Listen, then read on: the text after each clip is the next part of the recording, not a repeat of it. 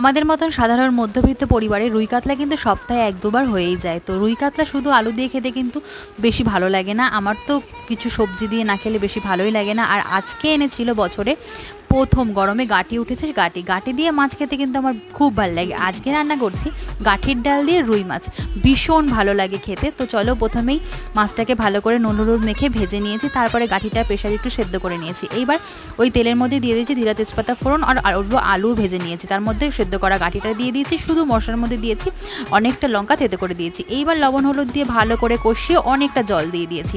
তারপরে ফুটে উঠলে সামান্য গাঁটি গেলে দিয়েছি, আর নিয়ে এসেছিলাম বিলেতি ধনে পাতা, সেটাকেও ভালো করে কুচিয়ে দিয়ে দিয়েছি।